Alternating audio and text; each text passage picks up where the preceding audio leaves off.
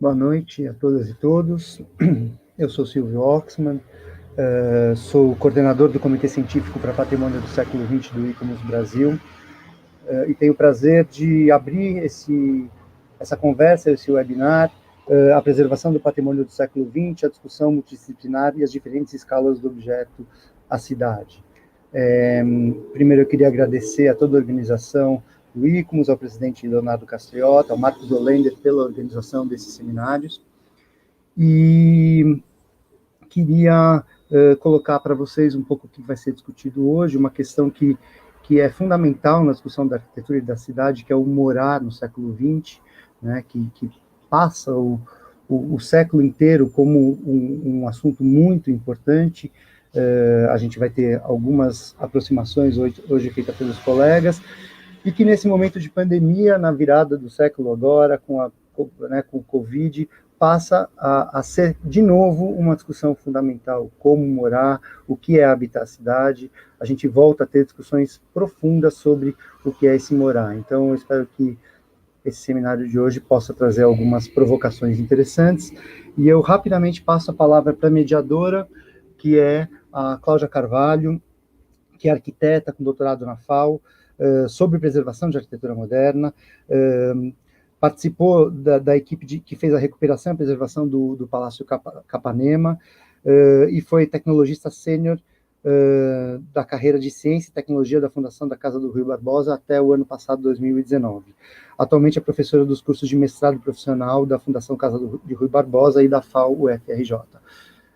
Cláudia, obrigado, bom debate para todo mundo.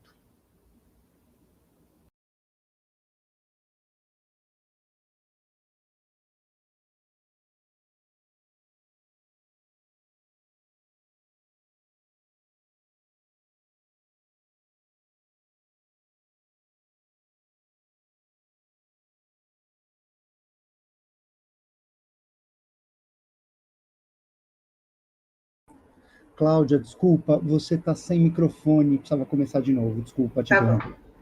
Então, desculpa, boa noite, é um prazer estar aqui.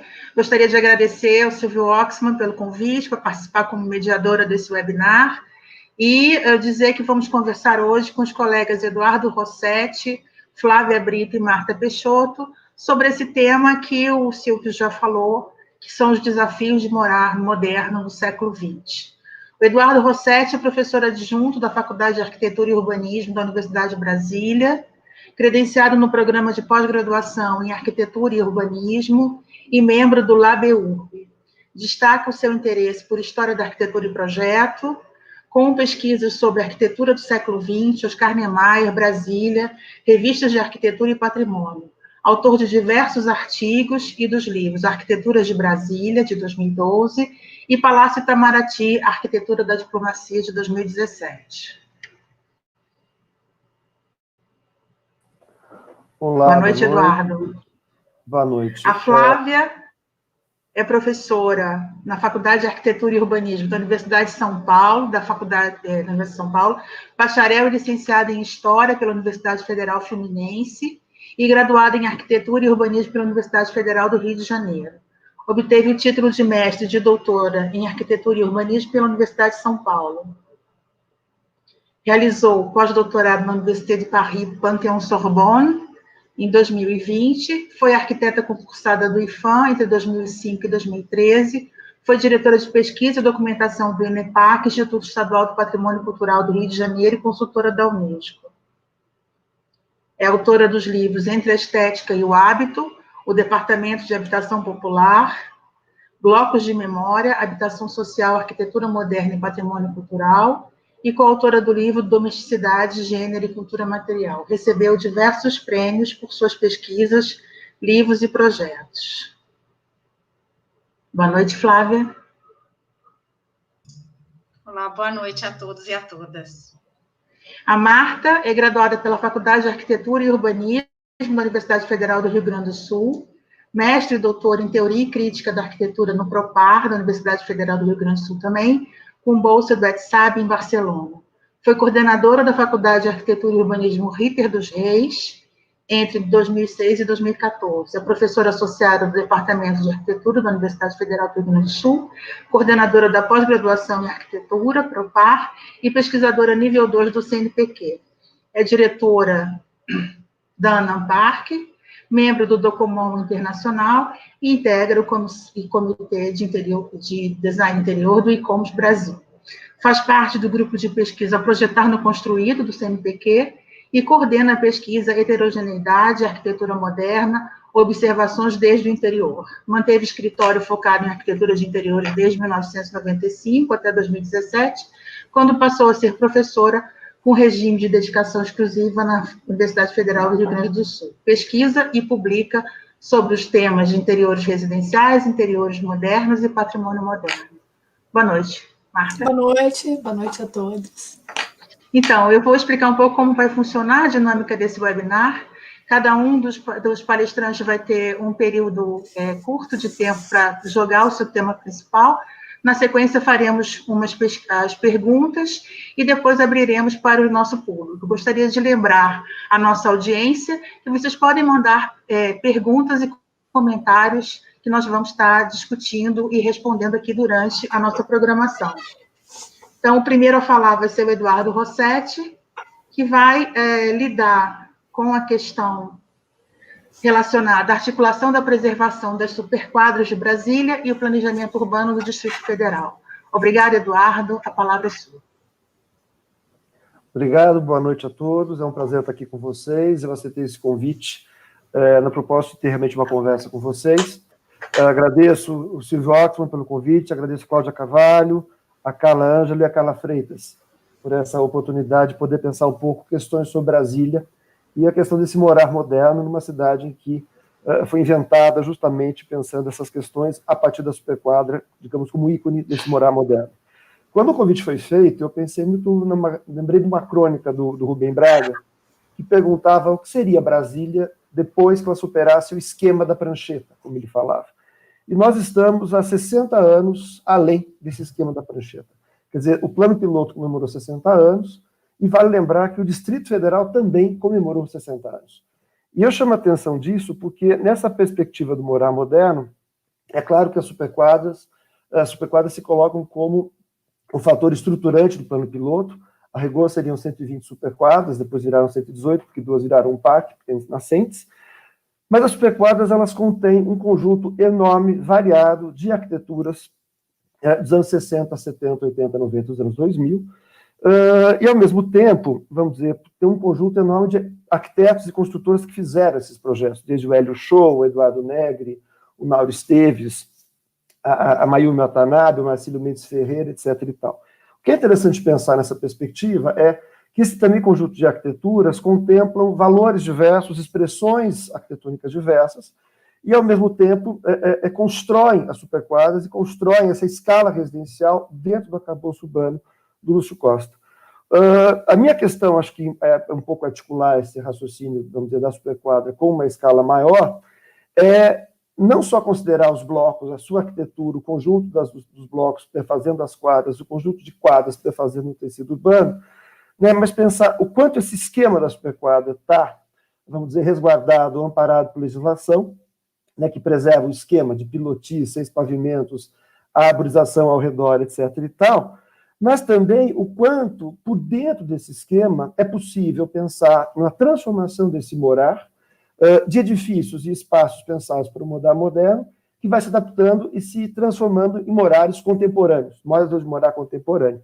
Ou seja, uma série de reformas que estão sendo feitas e vêm sendo feitas nesses blocos, transformando, vamos dizer, por dentro, essa arquitetura que um dia foi, de fato, moderna. Mas isso é uma coisa para pensar e que está articulada também com uma dimensão outra do planejamento, da preservação de Brasília, do plano piloto de Brasília, que é não desconsiderar a correlação entre a preservação do plano piloto de Brasília com o necessário planejamento do Distrito Federal. Né? Ou seja, nesses 60 anos, para superar o esquema da prancheta, não dá para achar ou ficar o tempo todo com, vamos dizer, uma ideia, uma concepção ideal do plano piloto de Brasília a partir do desenho do Lúcio Costa. A cidade é outra, ela tem uma outra pulsação, ela tem uma realidade complexa, ela tem múltiplas demandas, por ser uma cidade capital, E, portanto, a preservação do Plano de Brasília e a reflexão sobre esse morar moderno nas superquadras, ela está articulada, tem que estar articulada com o planejamento urbano de uma escala para o Distrito Federal. De uma certa maneira, interessa pensar isso não apenas como uma questão que recupera questões do passado, mas que encara o presente e para de pensar apenas, digamos assim, numa ideia ideal de futuro. É Brasília pensando no presente e não apenas idealmente encarando o futuro. Acho que é um pouco essa questão que eu coloco para começar a conversa com vocês. Obrigado. Muito obrigada, Eduardo. Agora eu vou passar a palavra para a Flávia, que vai abordar como no campo do patrimônio cultural, o patrimônio ligado à moradia do trabalhador foi considerado, olhando especificamente para os conjuntos residenciais modernos construídos entre os anos 1940 e 1960, como eles têm sido olhados e preservados. A palavra é sua, Flávia. Obrigada. Muito obrigada, Cláudia. Obrigadíssima ao Silvio Oxman. Cumprimentar a Marta Peixoto, Eduardo Rossetti. É um prazer estar aqui nesse diálogo com vocês e também a Carla Ângela e a Carla Freitas, que viabilizaram aqui a nossa conversa de hoje à noite.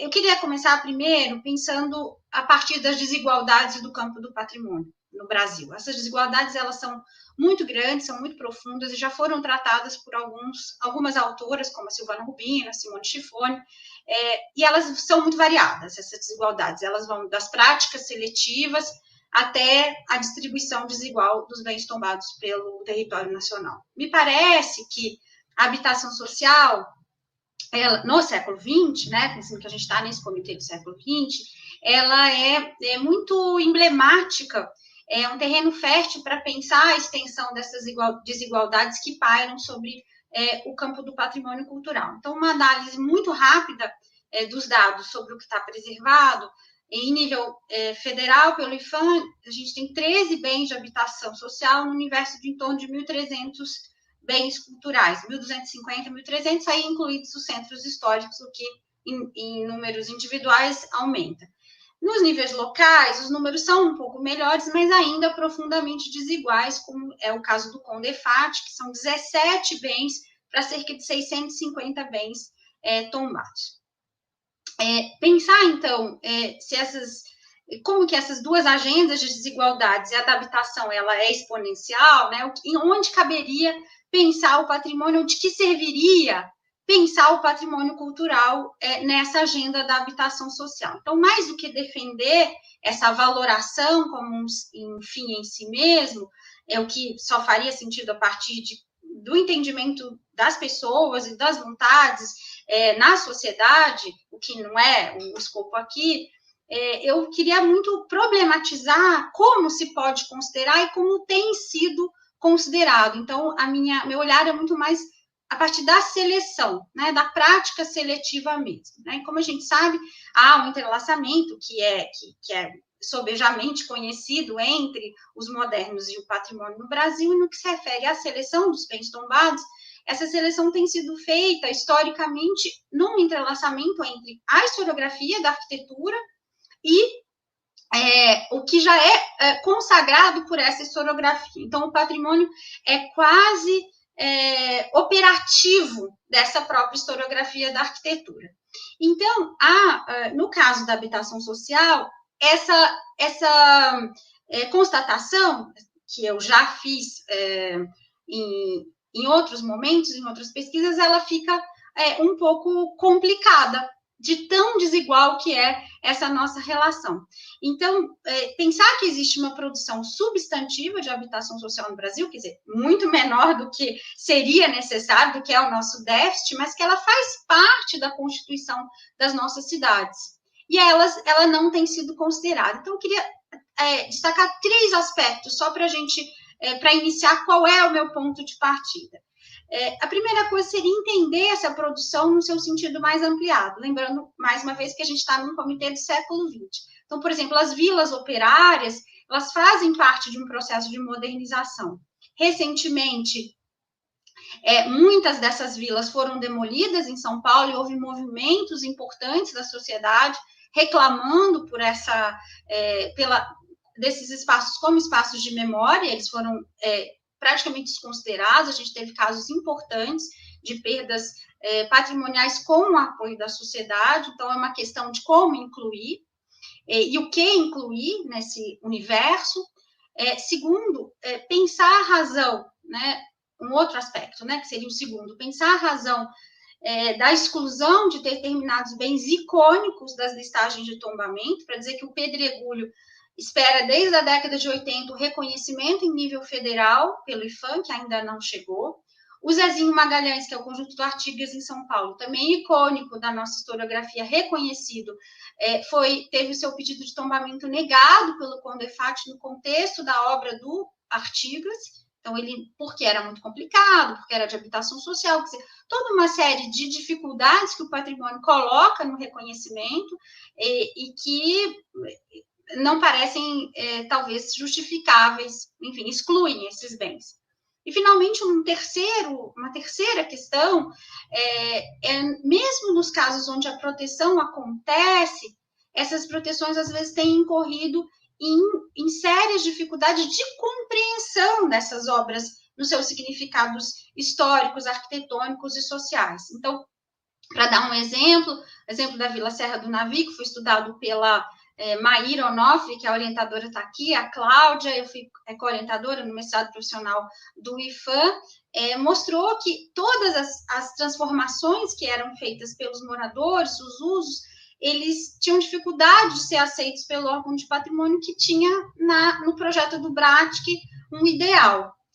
Da mesma forma, no conjunto residencial da Moca, em São Paulo, feito pelo Paulo Antunes Ribeiro, que é num bairro industrial de São Paulo, houve toda uma mobilização dos moradores pedindo em favor da preservação, porque houve um leilão e a área livre, a grande praça, a grande área livre do conjunto foi vendida por um investidor privado que queria construir um grande edifício. O órgão municipal, com muita dificuldade, não queria, dizia que não tinha nenhum valor arquitetônico, e finalmente foi preservado, mas tirando-se justamente a área livre que compunha aquele conjunto. Ou seja, muitos desafios para pensar a inclusão desses bens. É isso para a gente começar. Obrigada. Muito obrigada, Flávia. E na última fala desse primeiro bloco, a gente tem Marta Peixoto falando sobre práticas projetuais referentes à atualização de apartamentos modernos, adequando as necessidades atuais de conforto ambiental e segurança, resultando em estratégias de valorização desse patrimônio. Marta, a palavra está com você. Obrigada. Boa noite. Antes de mais nada, eu quero agradecer o convite do Silvio, agradecer a companhia de todos esses colegas que são amigos, antes de mais nada, agradecer também a organização desse seminário. Nós pensamos nesse assunto, né, de falar a respeito do morar moderno, e eu trato das questões internas, né, eu trato do ponto de vista desde dentro dos edifícios modernos. Então, é um campo, a Flávia falava de dificuldades, obviamente, no meu campo existem muitas dificuldades, inclusive pelo caráter mais efêmero desses interiores, e isso eu colocaria dentro de uma questão mais ampla, né, que aí também é um pouco provocativa, assim, porque eu entendo que a casa moderna, seja ela o apartamento, ou a casa em si, a casa isolada, ela é um conjunto que não é apenas o envelope externo, mas também o conteúdo desse envelope, né? A casa isolada, a gente sabe, obviamente, que é um campo de investigação da arquitetura moderna super importante no século XX. No nosso caso, obviamente, ele é absolutamente importante, uma vez que é onde acontece essa investigação a respeito do morar moderno. Isso, se de alguma maneira começa com a casa isolada, com a tipologia da casa isolada, isso se estende para a habitação coletiva, seja ela habitação coletiva de habitação social coletiva, como a Flávia também abordou mais especificamente na fala dela, ou a da habitação burguesa, né, que de alguma maneira a gente até pode falar que Brasília, de alguma forma, está um pouco nessa categoria, mas enfim. E no caso do Brasil, na segunda metade do século XX, eu foco o assunto, obviamente, na questão dos edifícios modernos, edifícios de apartamento, e isso no Brasil tem um incremento importantíssimo na segunda metade do século XX, depois da Segunda Guerra, quando tem essa verticalização das cidades, as capitais brasileiras principalmente, e se cria um acervo de edifícios modernos que, no caso de alguns lugares como Rio de Janeiro e São Paulo, os autores desses edifícios, muitas vezes, são pessoas de peso, arquitetos do peso do Lúcio Costa, do Oscar Niemeyer, do Rino Leve, do Vila Nova Artigas, quer dizer, são edifícios projetados por arquitetos absolutamente importantes, né?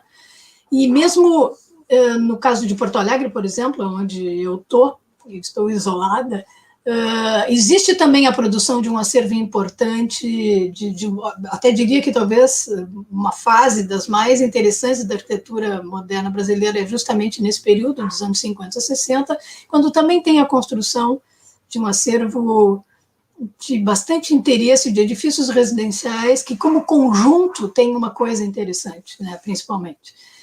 Só que esse acervo foi desprezado, de alguma maneira, mais para o final, né, dos anos 80, nos anos 90, ele foi relativamente desprezado pela classe média brasileira, e talvez até associado um pouco a uma certa decadência dos centros urbanos, né, brasileiros, e com isso, né, esse acervo fica desprezado de alguma forma, né, principalmente porque geralmente esses edifícios estavam mais vinculados a essas zonas mistas, essas áreas próximas de centro e tal, como regra, né, não é uma regra absoluta, mas como a maioria.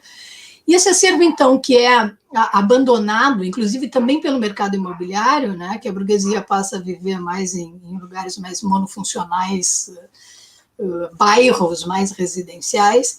Esse acervo é redescoberto no final, mais para o final do século XX, e é redescoberto por uma outra clientela, digamos, porque num primeiro momento esses apartamentos e esses edifícios modernos, apesar de serem envelopes modernos, edifícios de estrutura modulada, de grandes panos envidraçados, e como eu disse, construído por esses arquitetos que, obviamente, são arquitetos reconhecidamente modernos, o interior desses apartamentos ainda mantinha as características da casa burguesa tradicional e convencional, né?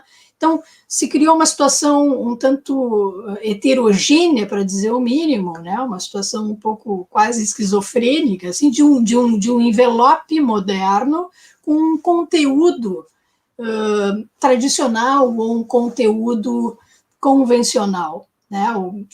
Enfim, né? Existia um descompasso entre esse envelope e o conteúdo desses apartamentos. Eu entendendo que, né, para a gente entender o fenômeno, para a gente de fato falar sobre morar, por exemplo, morar moderno, a gente tem que considerar esse conjunto, não consigo imaginar isso pensando apenas numa faceta desse conjunto. Se cria uma situação um pouco estranha, mas, enfim, é isso que acontece na metade do século passado. Mas, a partir, então, dessa redescoberta por essa clientela, que era uma clientela que valoriza justamente as questões das vistas, dos panos envidraçados, da luz desses edifícios com com imensas fachadas de vidro, geralmente em lugares também de uma localização interessante, de uma cidade mais mista, digamos assim, esses clientes começam a transformar esses apartamentos, né? Muitas vezes transformando apartamentos de 3, 4 dormitórios em apartamentos de 1 dormitório, apartamentos de 2 dormitórios e escritório, enfim, eles transformam também a questão dos interiores, no sentido de ter muito menos mobiliário, ter um mobiliário mais parecido, de alguma maneira, com o que era a concepção da arquitetura moderna, do que, de fato, os apartamentos habitados por quem habitou nos anos 50 e 60. Né? Então, de alguma maneira, eu estou dizendo que no final do século XX, esses apartamentos finalmente ficaram como um conjunto de fato moderno, né? Unitariamente moderno, entre envelope e conteúdo, coisa que eles não foram num primeiro momento, nos anos 50, quando existia essa questão de o edifício ser moderno e o interior do edifício ainda preservar características absolutamente como da casa burguesa do século XIX, mas apequenada, digamos assim, ou menor em termos de metragem quadrada. Acho que era isso que eu queria colocar inicialmente para abrir as nossas discussões. Muito obrigada, Marta. Então, assim como a gente conversou no início dessa apresentação, agora passamos por uma rodada de perguntas para aquecer justamente a nossa audiência que está nos assistindo e que certamente vai colaborar com esse debate. A minha primeira pergunta, então, é para o Eduardo, não é? Eduardo, a estratégia de inscrição de Brasília na lista do Patrimônio da Humanidade se deu, entre outros motivos, em função de, abre aspas, como está no processo da Unesco, a falta de um mecanismo eficaz de legislação urbana que era uma ameaça a uma paisagem monumental, inicialmente de grande qualidade. Essa inscrição de Brasília na lista do Patrimônio da Humanidade resultou nessa política de preservação que a gente tem hoje, que é a preservação das escalas da cidade, né, do projeto do Lúcio Costa, e essa inscrição também dá lugar a vários compromissos, né, entre os órgãos de preservação. Então, a minha pergunta é como que essa questão da preservação em nível mundial afeta a forma de preservar as superquadras e, em última análise, o planejamento do Distrito Federal? Tá, vamos lá. Veja só, boa questão, porque a inscrição de Brasília na Unesco em 1987 é uma inscrição condicionada, né? Bom lembrar que eles aprovaram esperando a expectativa da definição da zona envoltória, e tem dois critérios muito importantes. Agora, o argumento das escalas ele é muito forte, tanto no Decreto-Lei 10.829, como depois vai ser incorporado nas portarias federais, certo? Essas escalas, a escala monumental, a escala residencial, a escala gregária e a escala bucólica, o D'Artagnan dos mosqueteiros do Lúcio Costa, como ele falava, as três escalas eram 4, né? São muito importantes para pensar categorias, vamos dizer, espaciais para o arcabouço, para o esquema de Brasília. O que eu acho importante pensar ao longo desses 20 e tantos anos, dessa duração da portaria, e que depois isso fica consolidado especialmente na portaria 314 de 92 do IFAM, ou seja, o texto das escalas, o argumento das escalas, é como essas escalas são categorias boas para pensar as questões, vamos dizer, desse jogo espacial, mas elas têm limitações, especialmente naquilo que, vamos dizer, dá base para decisões mais jurídicas, mais técnicas, com certos graus de precisão. Então, a portaria do IFAM mais recente, de 2016, que é a portaria 166 de 2016, nesse sentido é um grande avanço, porque, primeiro, que ela é resultado de um esforço enorme de articulação do IFAM, da superintendência do IFAM, inclusive, DF, com as instâncias do governo do Distrito Federal, certo? Para rever os limites e as especificidades que também estão nas escalas, para avançar na qualificação, nos critérios e na organização desses níveis de proteção. Então, me parece que, a partir desses passos, a preservação das superquadras, ela está mantida, ela está garantida, certo? Mas isso não deixa de ter relação, digamos assim, com aquilo que eu tinha apontado, que é a importância da preservação do planejamento do Distrito Federal, para ajustar essas pressões. Eu já vi argumentações muito lógicas de o quanto o plano piloto preservado inibe ou instiga questões do mercado imobiliário. Eu acho que o plano piloto, naquilo que ele protege as superquadras, ele está muito resolvido, né? O esquema do pilotia com 6 pavimentos, etc. e tal. E uma coisa muito importante são as projeções, ou seja, o limite da volumetria que configura o bloco e perfaz a quadra.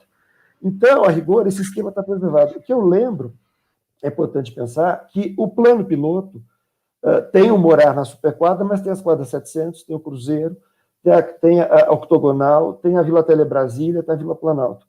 Então, também é importante o planejamento, vamos dizer, contínuo planejamento desses espaços e a qualificação desses outros espaços, não apenas pelo morar moderno, pelo morar contemporâneo, mas para equilibrar, digamos, a qualidade urbana interna, certo? Agora, eu gostei da questão que a Marta apontou da relação entre o invólucro e o conteúdo, porque também esses processos de uso da superquadra têm causado, vamos dizer, um processo tranquilo, digamos, de longa duração, de reformas e de mudanças, inclusive de valores das superquadras. Quer dizer, as superquadras 400, que foram acrescentadas, vamos dizer, naquela franja do projeto lá do Lúcio Costa, ainda antes de 60, elas tinham um certo propósito eu não vou dizer de interesse social nos termos atuais, mas de um certo equilíbrio de faixa social, de estrato social dentro do plano. E, de fato, elas tinham uma diferença de altura, uma diferença de qualidade construtiva, tinha um pouco disso. E eu conheço gente, enfim, uma certa cultura brasileira, de que ainda olha para aquilo que tinha uma certa pecha. Fulano mora nas 400, como uma coisa menor. Isso mudou. Ou seja, acho que há uma tensão hoje entre morar no plano e morar fora do plano. E o que eu acho que cada vez mais importa é morar no plano e habitar todo o Distrito Federal, ou seja, ter uma vida em escala de Distrito Federal e poder usar os serviços e se deslocar com facilidade. Então, de uma certa maneira, isso é importante pensar nessa articulação. Enfim, pouco é essa a questão, acho que para responder o que ajuda a preservar o arcabouço inscrito na Unesco. Lembrando que a inscrição da Unesco era condicionada e que o planejamento urbano demorou 25 anos, foi demorado 25 anos para definir a portaria do entorno, e são 25 anos de crescimento urbano ao redor enorme. Então, eu também acho importante pensar nisso. Obrigada, Eduardo. Eu tenho agora uma pergunta para Flávia. Flávia, você falou aqui que os 3 pontos que você gostaria de ressaltar, um deles trata da exclusão desses conjuntos habitacionais icônicos do reconhecimento dos órgãos de preservação. Entretanto, pelo que eu conheço, né, das coisas que você já publicou e pesquisou, me parece que nesses casos dos edifícios icônicos, você mesmo falou, as populações têm uma certa relação de valoração com esse patrimônio. Agora, no caso dos conjuntos que são menos reconhecidos, como se dá essa relação entre o morador e esse entendimento da habitação como patrimônio? Obrigada pela pergunta, né? Acho que ela é muito significativa para mim, porque trata justamente de quem vai morar, de quem mora, e como quem mora se apropria, que são interrogações que eu me faço em várias dimensões da minha atuação patrimonial. Então, é de fato um prazer pensar sobre isso, né? A primeira coisa é que essas desigualdades do patrimônio a que eu me referi, elas são desigualdades que se relacionam também com as formas de valoração. Possibilidade de valorar é uma possibilidade que é dada a muito poucos. E esse quadro de memória, essa ortodoxia do patrimônio que a gente tem, ela passa justamente quem detém o poder de selecionar esse patrimônio, né? E de valorar o patrimônio. E se na política do patrimônio imaterial no Brasil a gente avançou enormemente no entendimento das referências culturais, no patrimônio edificado, isso ainda, como diz o professor do piano, é uma esquizofrenia, né? A gente tem dois regimes de valoração. E, então, uma primeira forma seria entender justamente o que pensam essas pessoas. E aí é uma diversidade muito grande de possibilidades, né? Porque há um universo enorme de formas de pensar, dentro da própria, como o Eduardo falou, dentro de Brasília, das superquadras, isso varia muito, que dirá se a gente pensar no que é uma vila operária, num bairro paulistano, para pensar o que é um conjunto residencial no subúrbio do Rio de Janeiro, e assim vai. O fato é que o que une, talvez, a problemática de pensar os valores é que há uma contradição muito grande e um entendimento muito complexo desse uso porque a habitação social, ela se forma num campo disciplinar do entendimento de que é preciso formatar essa moradia, né? Oferecer uma moradia que vai ser higiênica, que vai ser organizada, que vai ser ordenada. Então, esse campo da habitação, ele nasce a partir disso. E é justamente o uso, as transformações que as pessoas vão fazendo nessa habitação que talvez seja o nó da valoração. E, então, entendendo o patrimônio como uma performance, o patrimônio só faz sentido no uso. Então, ele é o bem e que não... A habitação social é justamente o bem que não prescinde desse uso, né? Como é que a gente vai prescindir do morar para pensar? E aí, a forma de pensar o morar, ela vai desde quem intelectualmente planejou até quem vai morar hoje contemporaneamente. Então, tudo isso para te dizer que eu queria muito saber efetivamente o que as pessoas pensavam e como elas pensavam. Isso era uma questão que me intrigava muito. Eu participei durante 15 anos do projeto dos Pioneiros da Habitação Social, onde a gente, com o Nabil coordenando, o Nilson Aravec, né, Ana Paula Cury, toda uma equipe, e eu ficava assim, muito intrigada de querer falar mais com os moradores. Então, eu fiz um projeto entre 2015 e 2016, 2017, em que eu fiz um projeto de história oral com moradores de conjuntos em São Paulo, que era o que estava na minha mão. Então, entrevistei cerca de quase 60 moradores para entender as suas experiências e como eles se apropriavam. E a entrevista sempre terminava com essa pergunta, mas aqui é patrimônio para você? O que você acha? E todo mundo responde que sim, né? E responde como? Aqui é minha casa, aqui é a história do Brasil, foi o Vargas que fez esse conjunto. Aqui eu herdei do meu pai essa casa, é a história da minha família. Minha mãe morava num cortiço, ela veio para cá, tinha janela, podia secar as fraldas da família toda. Então, assim, essas valorações, elas passam desde da sua história familiar, no sentido, até a mobilização da história de São Paulo, até a mobilização da história do Brasil. Então, são camadas de significado extremamente complexas e interessantes e muito ambíguas também. Então, quando eu perguntar, e que me fizeram aprender um monte de coisa, porque um exemplo, para não me estender muito, eu não estou contando meu tempo aqui, uma coisa muito interessante é que a gente, ao longo da pesquisa dos conjuntos, a gente ficava muito, o grupo, né, havia uma certa ambiguidade em relação bom, agora gradeou, não é mais aquele conjunto inteiro, então isso descaracterizou, e etc. E para os moradores, isso tudo é muito natural. Então, claro que precisa ter garagem, porque agora a gente tem carro, isso faz parte da transformação da cidade, da nossa vida. Então, isso em nenhum momento é necessariamente associado com uma descaracterização. É um outro valor que eles colocam, que talvez para um olhar que está olhando, né, de projeto, ou daquele projeto idealizado, tal como feito, tal como fotografia preto e branco, não é mais, mas para o morador isso faz parte do valor, melhorou até, num certo sentido, para eles. Então, essas camadas de significado, elas compreendem a dinâmica também da casa que está sendo usada hoje e que mudou de significado. Então, é um pouco isso, assim, dito muito simplesmente.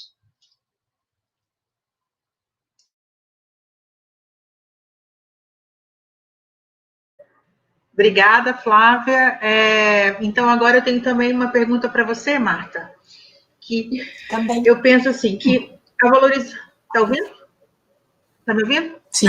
A valorização da arquitetura moderna, em função da sua localização urbana, da mobilidade, capacidade de reconfiguração espacial, parece ser o futuro do nosso grande estoque imobiliário, né? A maior parte das nossas cidades, num país como o Brasil, por exemplo, se construiu durante o século XX. Entretanto, mesmo um trabalho realizado, como que foi realizado na Inglaterra, pelo John Allan, na Avant Architects, que tratava, né, dessa revalorização, por exemplo, dos edifícios construídos pelo Lubetkin, e aqui você está falando de arquitetos de renome, não é?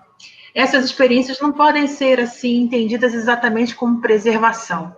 Né? Então, nesse sentido, o que eu queria que você trouxesse para a gente, assim, você acha que essas intervenções que são feitas nesses edifícios modernos, pelas suas características espaciais, pela sua facilidade de adaptação, e, de alguma maneira, elas podem ser objeto de um estudo para a definição de um protocolo de preservação desse patrimônio?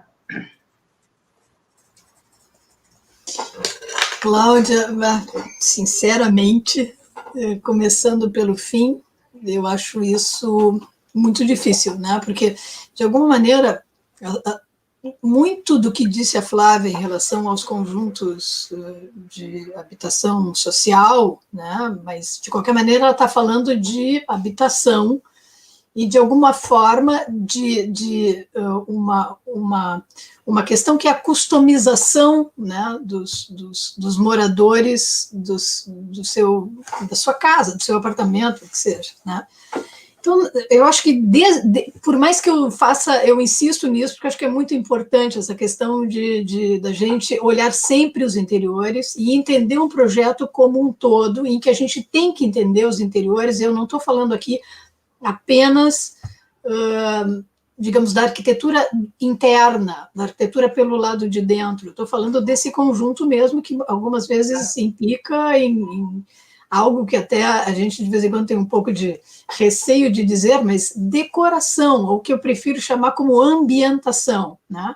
E que muitas vezes isso, inclusive, acontece já na largada desses apartamentos que, por exemplo, eu listei alguns deles, né, esses apartamentos dos anos 50 burgueses, da classe alta brasileira, eles muitas vezes eram feitos de maneira que não se relacionava com o edifício em si, né?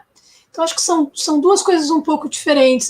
Eu acho que a conversa em relação à preservação do edifício, de alguma maneira, é um pouco mais fácil, de alguma maneira. Eu não acho que seja exatamente fácil, do edifício privado, né? Mas o interior, essa ambientação interna, ela já é por si só um pouco mais mutável, mais efêmera, né? São poucos os exemplares projetados nos anos 60 que ainda se mantêm, como foram projetados algumas vezes por arquitetos modernos, né? Então, isso já, na largada, já não é um conjunto unitário preservável, digamos assim, né? Então, isso já me parece um primeiro problema se a gente olha isso com esses dois lados. E a outra questão que me parece é que existe uma discussão que se pode fazer em relação ao próprio edifício mesmo, que são dessa atualização dos edifícios, principalmente em relação a questões como instalações e tudo isso, que me parece bastante complicado de fazer. E porque também tem um outro aspecto, né, do patrimônio econômico, né? Alguém que compra um apartamento como esses que eu estou falando, burguês, né, que de repente o cara, bom, não posso botar ar-condicionado no meu apartamento porque ele é preservado, eu não posso fazer isso, enfim, é uma coisa meio difícil, né? E a outra que eu acho que também, eu concordo plenamente contigo, que a gente tem um acervo importante, um estoque, como tu dissesse, de muitos edifícios mais ou menos nessa camada, assim, que é um estoque importante, mas muito diferentes entre si, né? E com muitas questões, sei lá, pode ter um edifício, por exemplo, eu moro num edifício que, de alguma forma, ele está nessa categoria e existe um problema, que é conseguir colocar um aparelho de ar-condicionado em algum lugar, nesse apartamento que não machuque tanto o edifício, né? E aí entra um problema, um conflito muito grande entre morador e arquiteto, que algumas vezes eu confesso que o morador ganha, né, nesse sentido. Porque existe também esse outro aspecto, que é o aspecto do patrimônio também econômico, que eu acho que...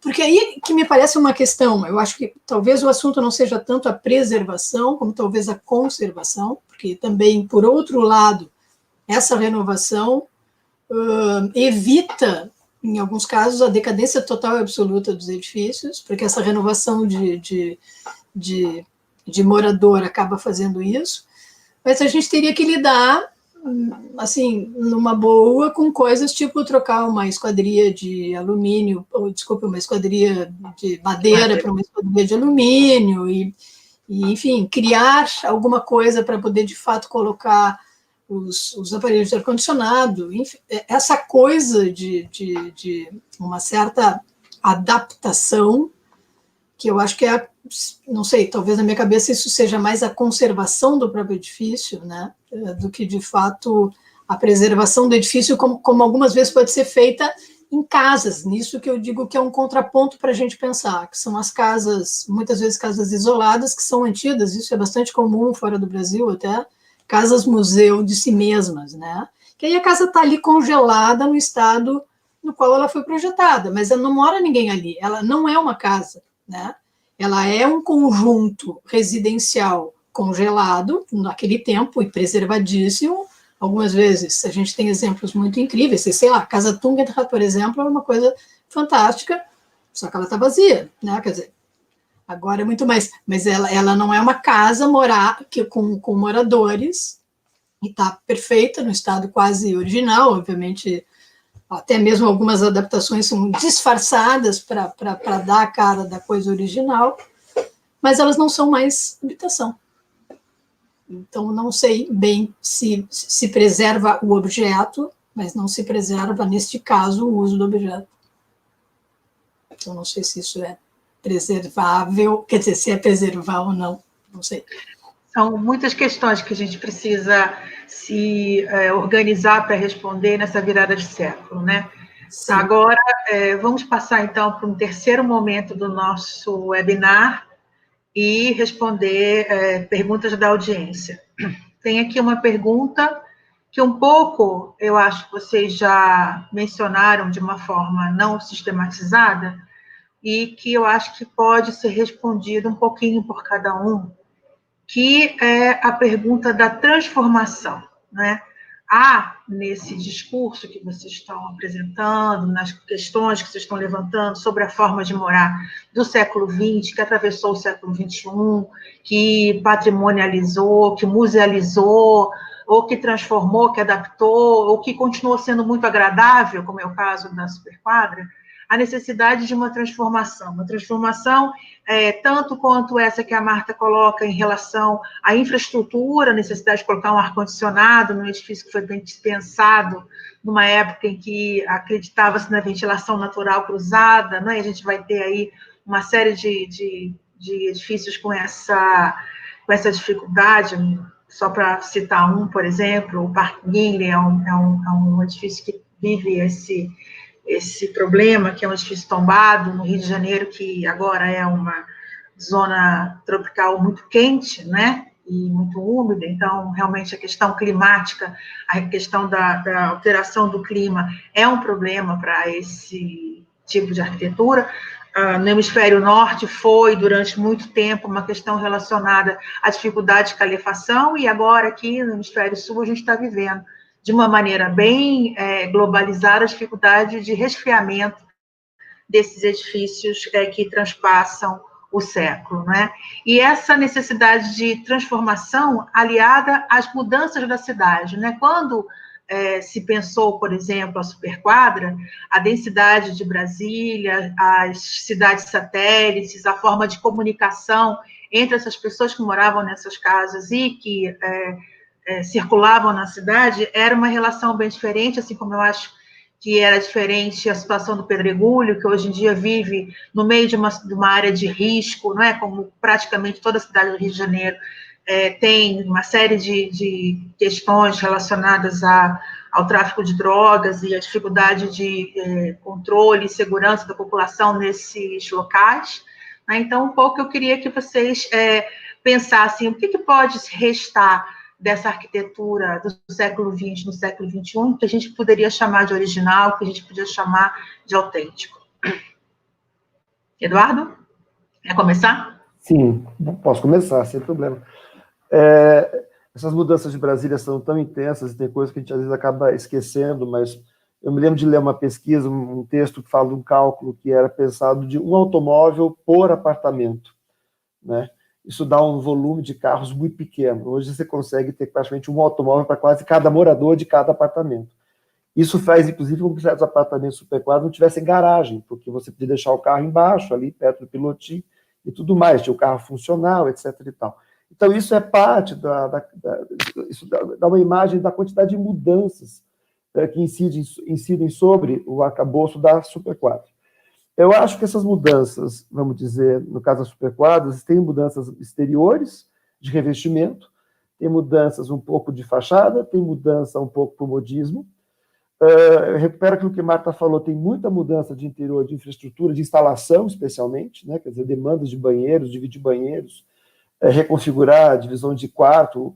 Muitos apartamentos do plano piloto têm 2 quartos de empregado, né? Quer dizer, também tem umas áreas, digamos assim, que foram acrescentadas para ter apartamentos de tamanho atrativo, até no começo, para criar esse interesse de vir do Rio para cá, né? Sair do balneário e vir para o balneário cosmopolita e vir para o Cerrado.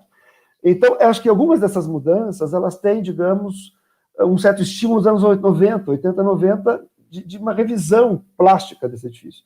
Eu nunca me esqueci de um argumento de um amigo meu, que observou que o envelhecimento das quadras do plano piloto de Brasília passa por uma mudança plástica de sair de materiais opacos, materiais foscos, materiais que não brilham, para materiais polidos, para materiais reluzentes. Né? Os granitos também acontecem isso. Então é muito curioso você ter um envelhecimento. E as quadras do plano piloto, você tem uma variedade enorme nesse estoque. Então também eu acho que isso ajuda a pensar em valorizações variadas para o que esse estoque significa. Quer dizer, existem livros e levantamentos sobre essa produção. Eu acho que ela ainda deve ser estudada para encontrar essa variedade. Agora,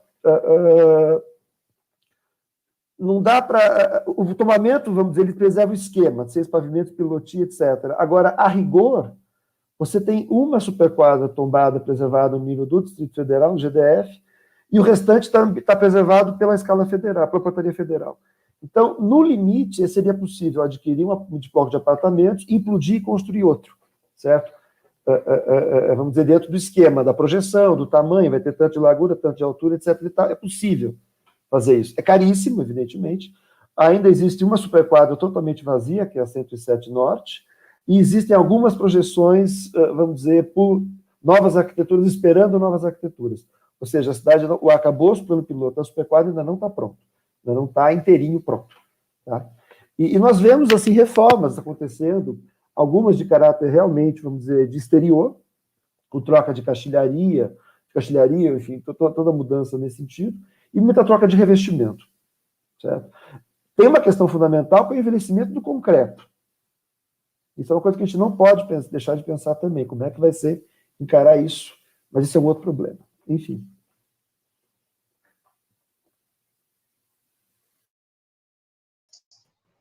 Flávia? Sim, obrigada, Cláudia. Olha, de certa forma, eu toquei um pouco nessas mudanças, né? Essas mudanças, elas são estruturais, né? E elas vão desde o concreto, que muda, né? Do material, para puxar o fio do Eduardo, até a cidade mesmo, né? E eu acho que, por exemplo, no caso do pedregulho, que foi o que você citou, essas mudanças... elas, de fato, transformaram o edifício. E na hora em que ele é um caso muito exemplar, né? Então permite a gente pensar uma série de coisas dessa transformação. No momento da restauração, um dos grandes problemas era ligado justamente à questão da insolação e da aeração do edifício. Então, toda aquela esquadria exaltada pela historiografia, aquela esquadria fantástica, desenhada em madeira, com toda uma complexidade, uma solução, né? Ela, ao longo do tempo, ela se mostrou inviável pelo uso dos moradores. E então, como fazer, né? Como pensar uma substituição? E aí, o projeto de restauro teve que prever, por exemplo, colocar um ar-condicionado, o que era inimaginável nos anos de 1948, quando o edifício foi projetado. Então, esse é um desafio muito concreto de pensar a transformação. E, para isso, tem solução de projeto, né? Para isso tem, né, uma solução de desenho que se coloca, é um campo de pensar e adaptar, e o que está lá é uma outra coisa. bem como a relação com a cidade. Quando a gente pensa a favela do Tuiuti, a comunidade que está colada lá, toda a pesquisa de cartografia que eu fiz recentemente mostra que essa comunidade estava lá antes do Pedregulho. E no site da comunidade, eles falam, a gente é vizinho de um conjunto muito famoso de habitação, é super interessante, né? Mas eles dividem o mesmo morro, né? E eles estavam lá antes, essa comunidade, porque houve a construção. Primeiro, eles eram vizinhos da Casa dos Imperadores, né? E do próprio reservatório do Pedregulho. E hoje eles são moradores, à medida em que eles podem, eles ascendem, eles vão morar, muitos vão morar no conjunto. Então, há uma simbiose, ou seja, uma comunicação entre o Pedregulho e a favela do Tuiuti, que é, na verdade, uma escola emergente no samba carioca, ficou vice-campeã, enfim, tem todo um orgulho dessa favela também ali, né, daquela comunidade. Então, eles se veem muito mais próximos do que a nossa historiografia sequer ousou pensar. E são as contradições. Um projeto que foi feito para pensar a solução, justamente para aquilo, convive com essa vizinhança e se convive com, né, com todas as tensões e dificuldades que existem nisso também, né? Não é só o samba que é bom. Então, eu gosto de pensar essa discussão da autenticidade, eu acho que a gente precisa avançar nessa discussão, talvez. Ela não é, a autenticidade não é o autêntico, né? O pensamento da autenticidade tem avançado para o Juquileto, tem textos que ele considera a dinâmica histórica também, a autenticidade, né? A dinâmica da transformação, ela, em alguma medida, faz parte dessa ideia da autenticidade. Existe uma teoria, a própria Unesco também trabalha com isso muitas vezes, de uma maneira mais até dinâmica do que talvez a gente tenha trabalhado aqui. Então, eu acho que é interessante pensar essas transformações. Claro que também não dá para idealizar, né? Há tensões de pensar, por exemplo, as vilas que estão já preservadas, elas têm transformações que os moradores acham legítimas, e elas têm sido alvo de conflitos, muitas vezes, os moradores que também não querem voltar porque essa ideia do estado original, ela é inconcebível para esses moradores, né? Bom, então você quer morar no museu, faz um livro, publica, aqui é minha casa, né? Então, isso tem gerado conflitos de boa fé e de má fé, né? Claro, mas também a partir do entendimento de que a transformação ela é necessária. Eu acho que quem regulamenta precisa ter uma sensibilidade, a gente tem que ter linhas também, como que a gente não tem uma linha de financiamento de imóveis privados que permitam essas transformações de uma maneira mais tranquila, né, ou mais mediada entre o Estado, que não sejam só essas muito da forma como vem acontecendo, né? Então, no caso da habitação social, ela às vezes é alvo desse entendimento que é enevoado por essa visão muito de uma ideia do que poderia ter sido a habitação social e nunca foi. E olha, tá vendo? Tá descaracterizada porque é assim? Não, né? Acho que a gente também precisa compreender elas como parte dessa dinâmica, né? Que é o que a Marta usou como uma palavra de costumização, né? Como é que se costumiza esse morar, né, no século XX? E qual é a mediação nessas transformações, né? Enfim, algumas coisas para a gente pensar. Muito obrigada, Flávia. Marta, você gostaria de comentar também aqui? Claro, claro que sim. Eu acho também que essas transformações são inevitáveis, né? Acho que é difícil a gente falar de habitação e sem mesmo, né, se a gente pega, sei lá, a casa da Lina Bobardi, por exemplo, né, e do Pietro Maria, que moraram bastante tempo na casa, e isso deu tempo, inclusive, para transformações acontecerem mesmo que provocadas por eles mesmos, né, por um único morador, mas isso é relativamente normal, acho que a gente tem que lidar com isso. Até eu gosto de perguntar qual casa de vidro a gente deve preservar. A casa dos anos 50, aliás, hoje a gente não tem nenhuma delas, mas a casa dos anos 50, a casa dos anos 80, né? Porque a casa se transformou. E se, de novo, eu entendo isso como um conjunto de envelope e conteúdo, aí é uma questão meio também complicada, né? De o que deve ser preservado. A outra coisa que eu acho é que, realmente, eu acho que um edifício desses que eu trabalhei, né, nesse assunto, se a pessoa não pode, se o morador não pode transformar o apartamento da planta original, customizar o apartamento da planta original, ele talvez não compre esse apartamento, o que faz com que o edifício, que eu acho que é interessante que se preserve, talvez tenha mais problemas de conservação, né? Quer dizer, o fato da mudança do morador, ele de alguma maneira assegura a conservação do edifício. Mas ok, alguém pode chegar e perguntar, tá, só que o edifício que se conserva e se preserva não é o edifício autêntico, né?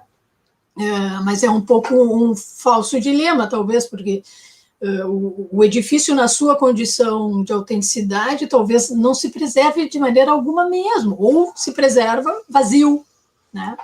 Que é uma outra questão que eu acho que tem que pensar nisso, né? Eu acho que o fato do o uso detona, o uso modifica,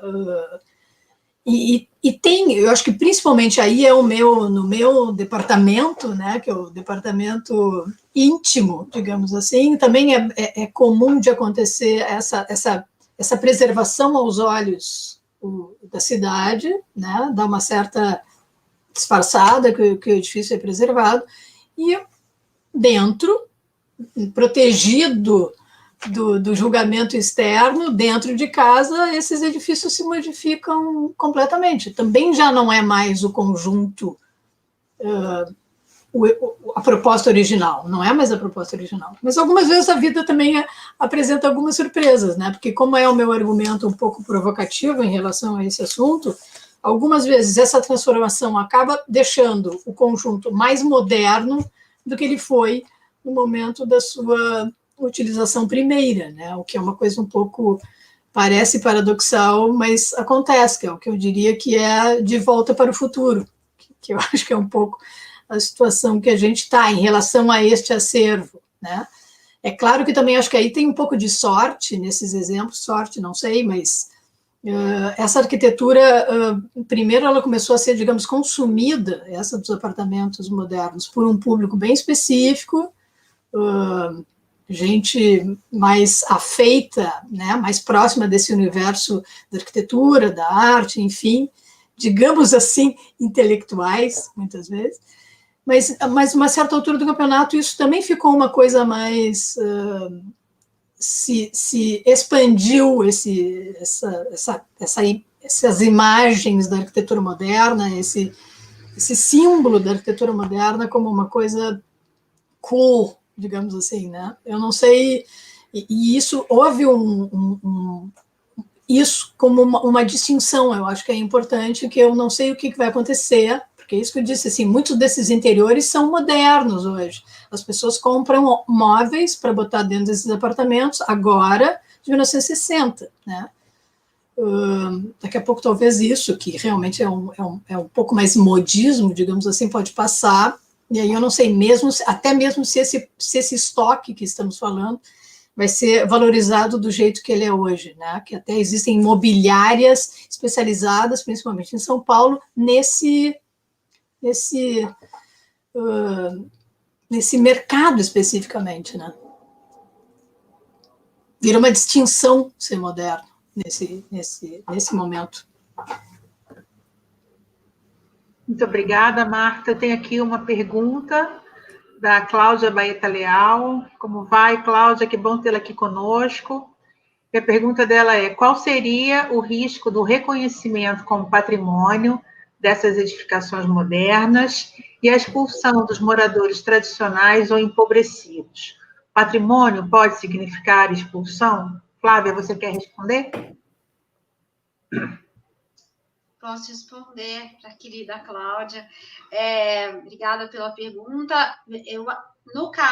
Nos casos nacionais, isso não tem significado a expulsão por uma série de contingências do local onde esses edifícios se situam na cidade, pelas forças imobiliárias e pelos padrões de moradia que se colocam nesses espaços, pelo valor baixo que esses imóveis têm, muitas vezes no mercado, então eles não conseguem entrar sequer em linhas de financiamento, então não conseguem ser vendidos sem poder ter acesso a crédito.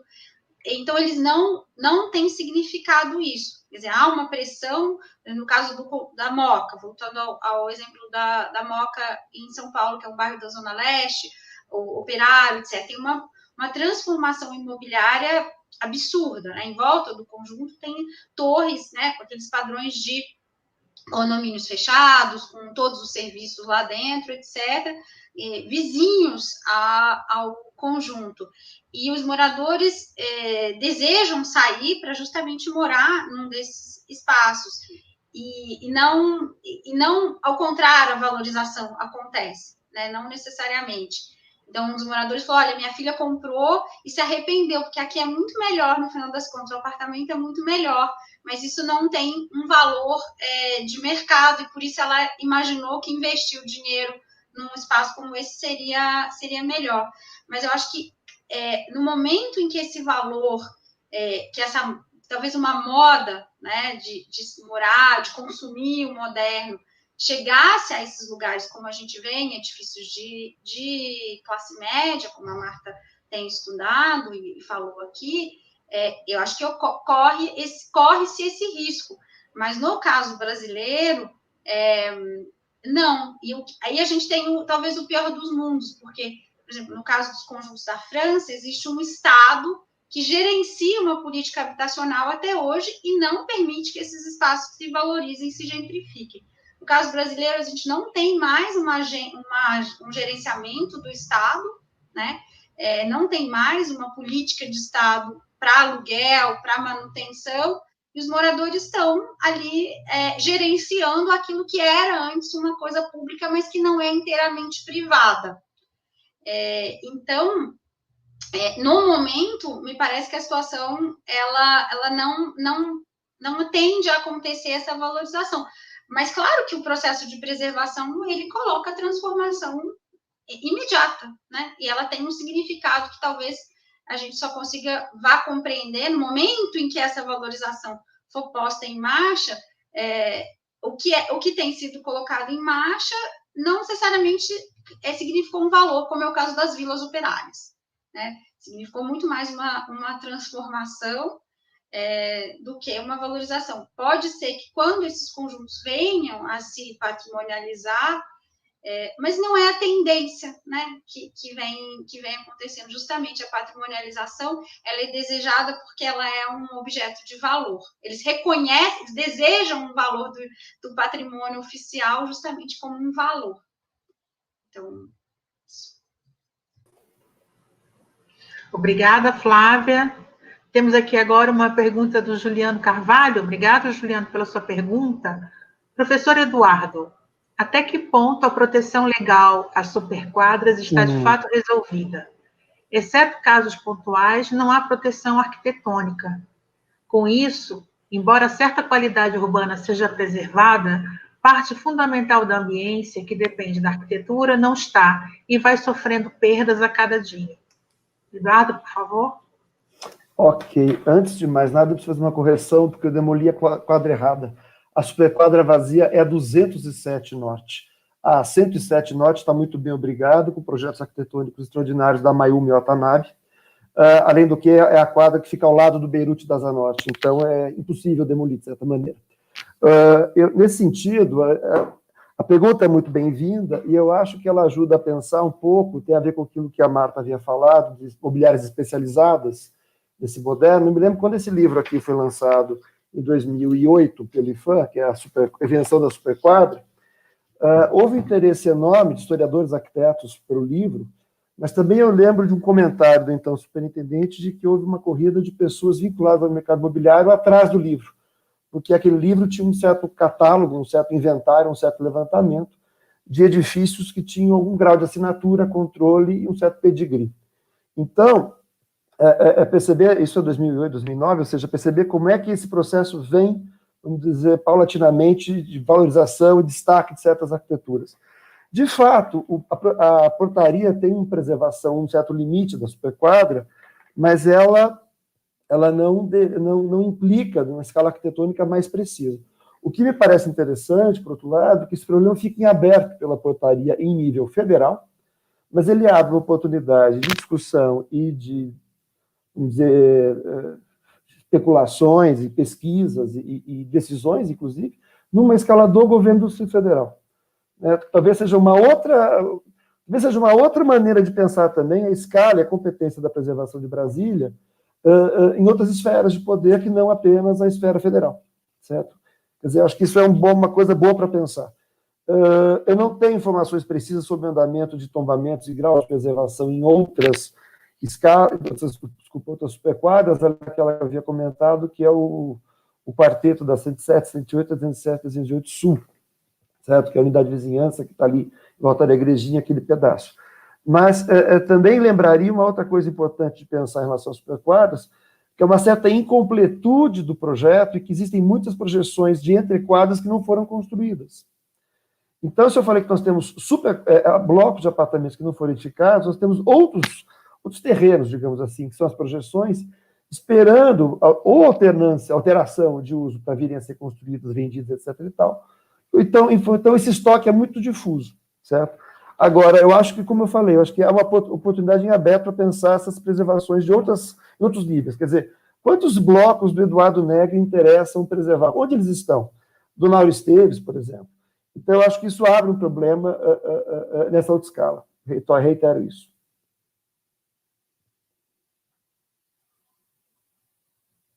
Muito obrigada, Eduardo. Eu tenho aqui uma outra pergunta do Arlindo Carvalho, que fala assim: no processo de preservação, encontramos a gentrificação como um problema. E aí, a gente já falou um pouco sobre isso, Arlindo. No caso, como vocês analisam a situação encontrada nas cidades relacionada com a população diante do patrimônio cultural? Eu tenho a impressão que a gente já abordou esse tema aqui de várias formas, e acho que essa pergunta, de uma certa maneira, ela já está contemplada aqui pelos nossos debatedores. Entretanto, eu pergunto se algum de vocês gostaria de fazer alguma complementação nessa colocação do Arlindo Carvalho. Eu até queria fazer uma reflexão um pouco em relação a isso, que eu também acho que na situação, como disse a Flávia há pouco tempo atrás, em relação à expulsão do morador original, que isso não é uma coisa legal, né? E isso acontece em diversos exemplos, mas algumas vezes eu também acho que, bom, no meu caso, digamos, isso é um assunto um pouquinho diferente, né? E algumas vezes até acontece um pouco o contrário, talvez, né? O morador original já foi expulso, porque já houve, né, nesse processo que eu disse da ocupação, da nova ocupação dos apartamentos dos anos 50, os moradores originais saíram dali e aquilo ficou relativamente abandonado, né? Então eles já migraram para algum outro lugar, e existe agora um outro morador de outro perfil, que na verdade é um morador que acaba comprando esse patrimônio, digamos assim, até mais barato, muitas vezes, do que a gente considera, né, como uma coisa de valor, né? Então, isso pode, algumas vezes, acontecer o processo inverso, quase, né? Que eu não sei qual seria o nome disso, né? O contrário dessa gentrificação, em algumas circunstâncias, que obviamente não é na habitação mais popular, né? Principalmente a gente vê isso em muitas cidades europeias. Esse fenômeno é um problema hoje bastante sério, seja provocado pelo que for, principalmente pelo turismo, né? Que é o que a gente vê agora bastante. Era isso. Obrigada, Marta. Acho que esse assunto da gentrificação ele está voltando aqui com uma pergunta do Renato Alves para a Flávia, em que ele pergunta se no Copan ela não acha que acontece gentrificação. Eu acho que esses fenômenos da gentrificação, eles tais como eles foram descritos, né, lá em Londres, pela Ruth Glass, enfim, por essa literatura clássica, eles são muito distintos no Brasil, né? Eles acontecem de formas outras e a partir de lógicas outras, né? Que não necessariamente é a chegada da classe média que expulsa para mais longe os trabalhadores, né? Esse processo de valorização das áreas históricas aqui, ele não tem acontecido, né? As elites, elas não têm se interessado necessariamente, a não ser muito pontualmente, por algumas edificações muito particulares, históricas, né?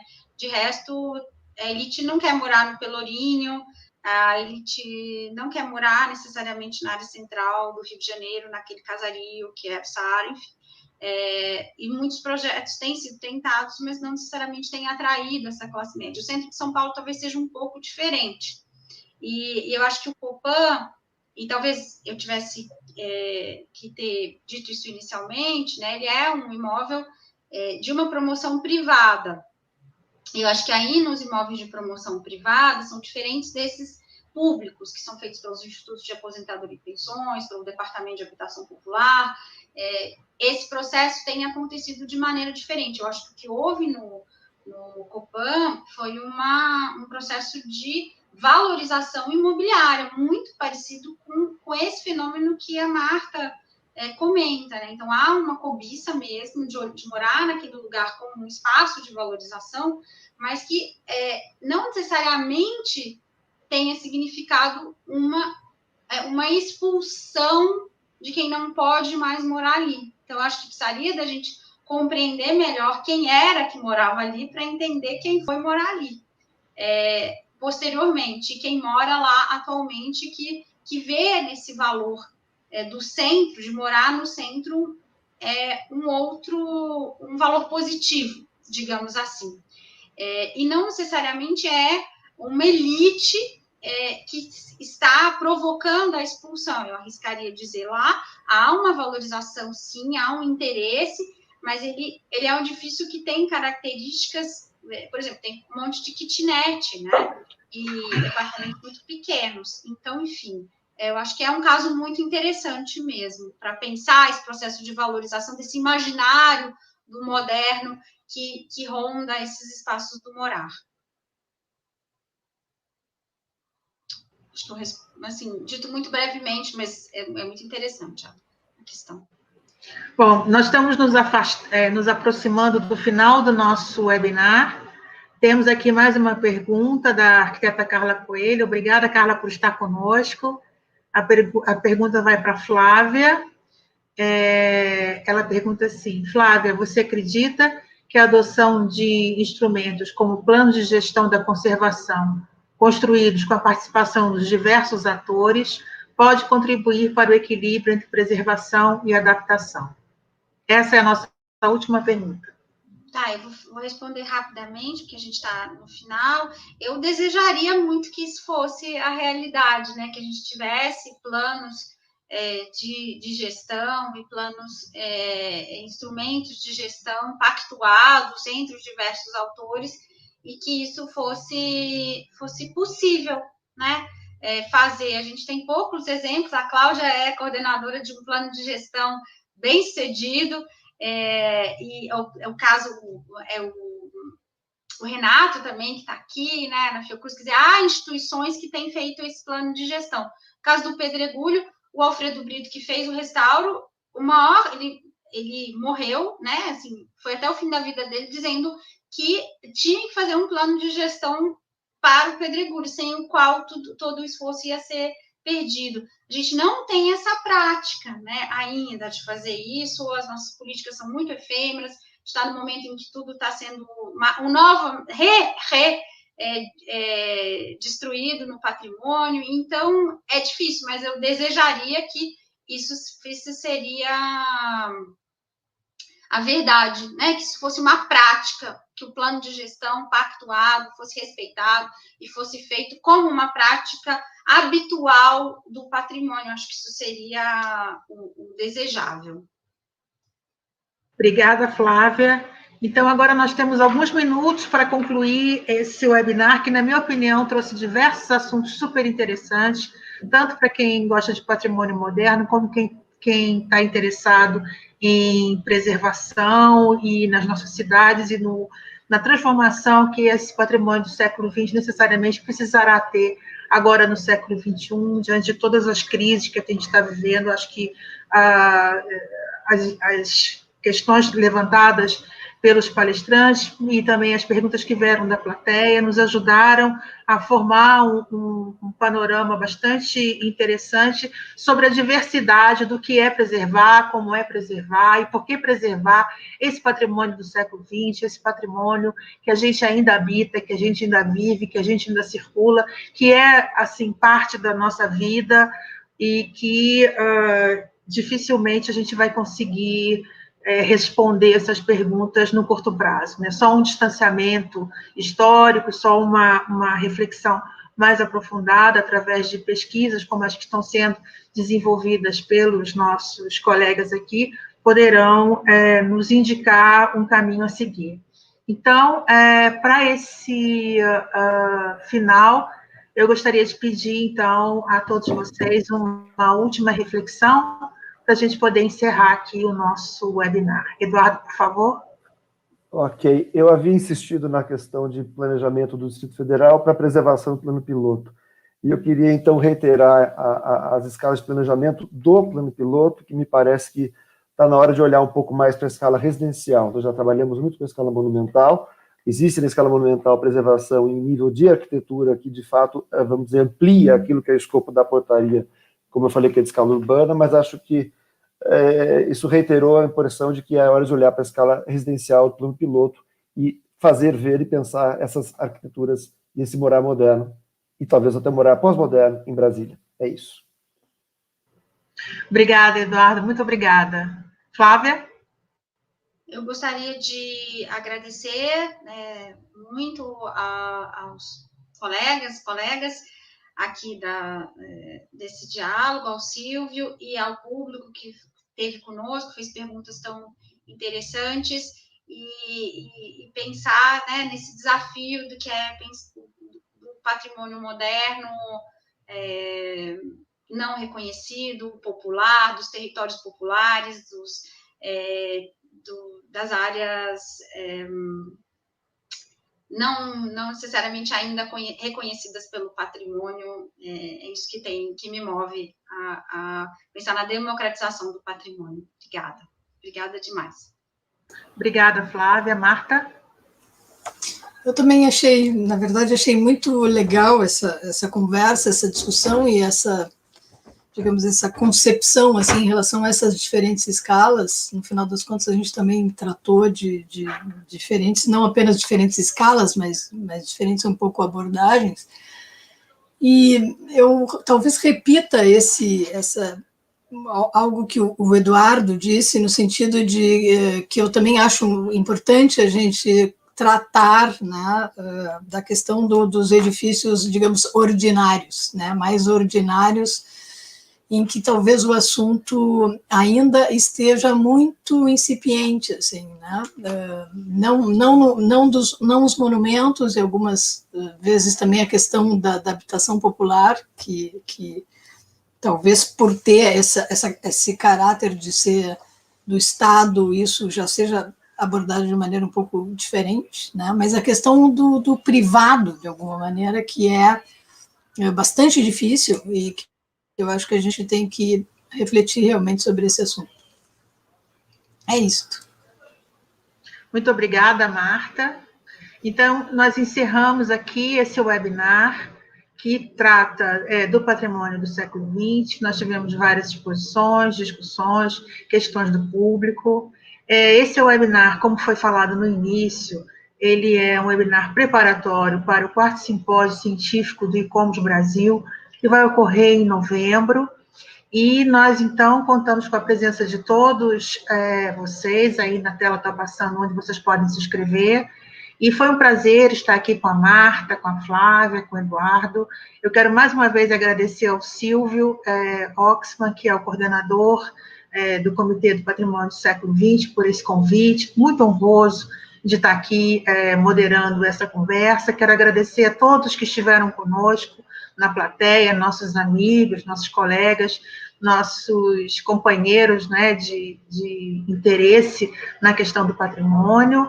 E gostaria muito de agradecer a Carla Ângelo e a Carla Prats pelo background aqui, pelo apoio, para que esse webinar corresse tudo bem e a gente conseguisse driblar todos esses problemas tecnológicos e chegar até o fim.